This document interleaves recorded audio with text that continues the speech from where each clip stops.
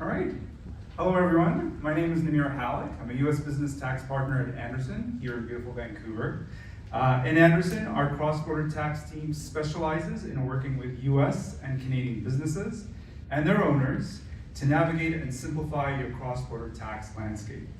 Now, I have the lucky privilege and challenge to keep you all awake by closing today with a riveting discussion on tax. So let's dive right in. If you're a Canadian company and you're expanding to the US, you face a crucial first multiple choice. Operate directly in the US or set up a US entity. And to answer this, I want you to consider three different questions.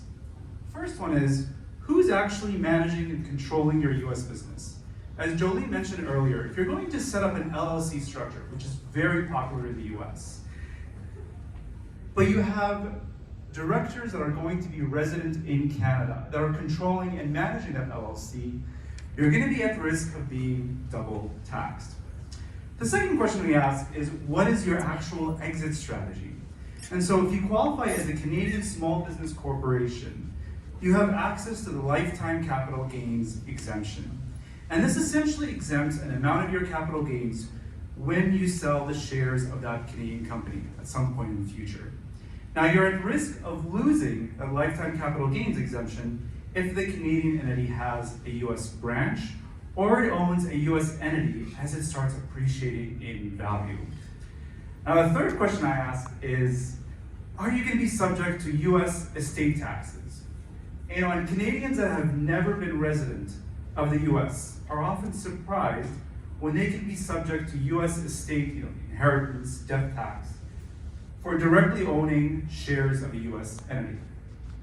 So these are the kind of questions I want to help you to drive structuring your US expansion. And spoiler alert, US and Canadian tax, they're not the same. It would be a bit like comparing the NFL with the Canadian Football League. I mean, the basic principles of the game, they're the same, but the rules are not. And so look at your cross-border businesses as a bit like those football players. You have to understand the rules and the differences if you want to succeed on both sides of the border. So let's look at, if your strategy is, okay, we're going to set up a US entity.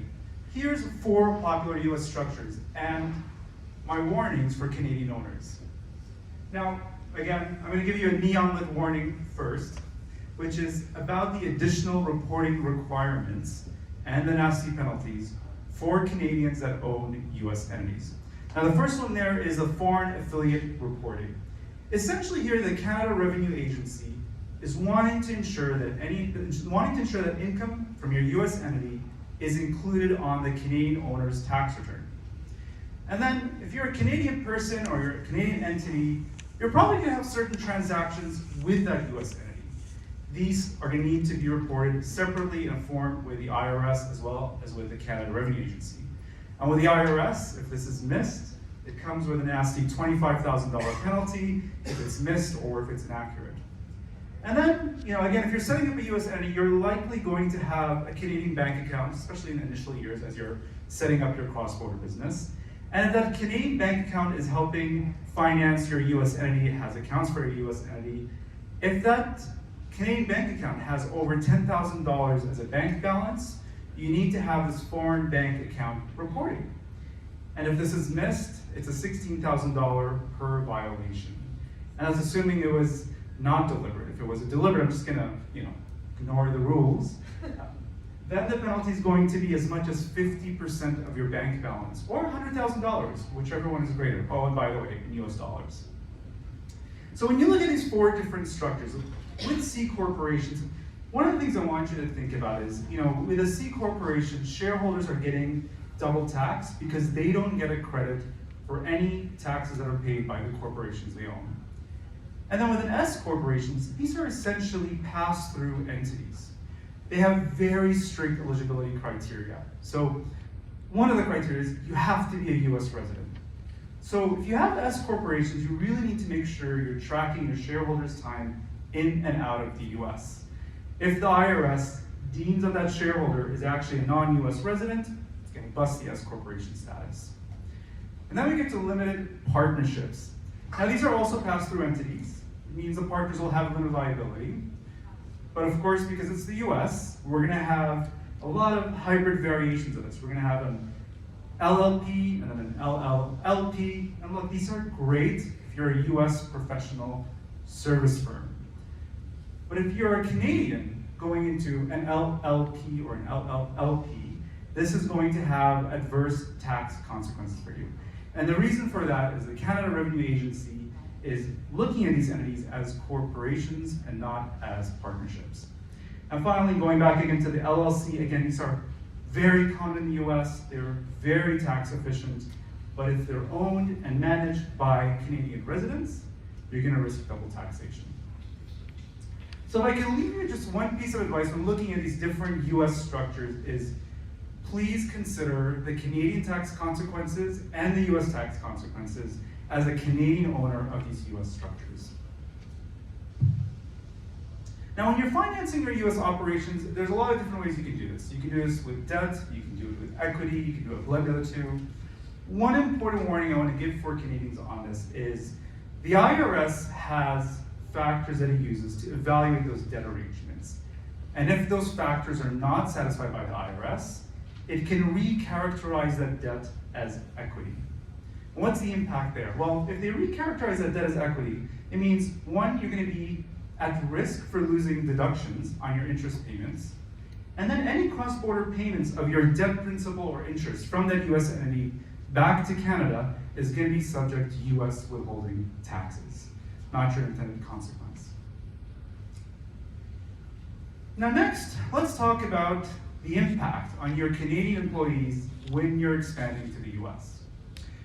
From an employer's perspective, if you're a Canadian entity and you're sending your Canadian workers south for business travel or for work, that may trigger US payroll taxes on their wages earned in the US. Now, the US payroll taxes can be exempt under the US-Canada Treaty, but it's under very narrow exemptions. It's generally if it's very short stays or really low wages.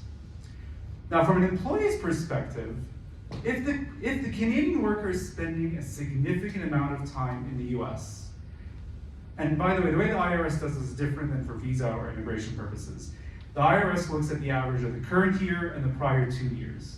This could lead to the IRS treating your Canadian worker as a US resident. And what that essentially means is they're treating them like Americans. And so what does that mean for a US person or a Canadian worker now treated as a US resident? It means they're going to have to report their worldwide income to the IRS. Now, of course, there are exceptions to this, looking at what are the number of days they're actually spending in the US, where is their actual tax home location, and do they actually have strong connections back to Canada. I guess 2 ideas I want to suggest here with your workers as you're sending them down to the US. Track their employees' activities. By the way, that includes employees and any executives are going down to the US.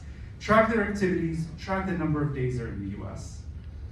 The other suggestion I would have is craft a do's and don'ts with your cross-border tax advisor in your Canadian workers' job description so they know what could create additional exposure for themselves and for your company.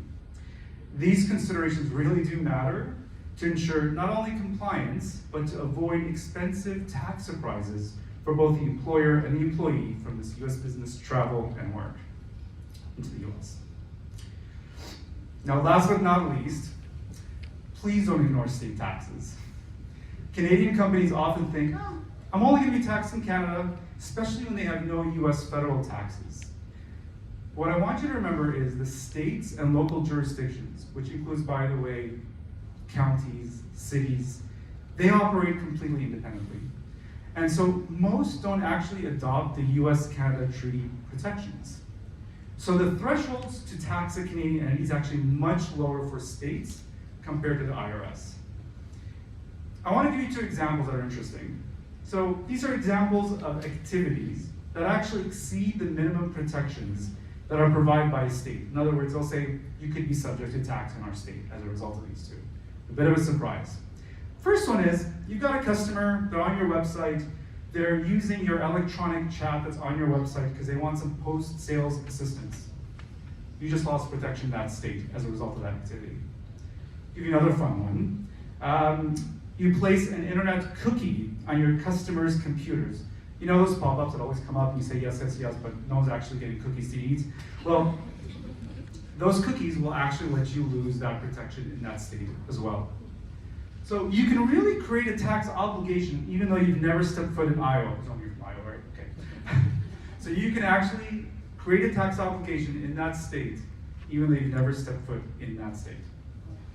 And often when I'm working on merger and acquisition deals for Canadian companies that are looking to be bought out, I can tell you that the state tax exposure is the primary reason that they break the deal, because they're not compliant on state taxes. Now that's all the tax talk I've got. Don't be surprised like these two business owners.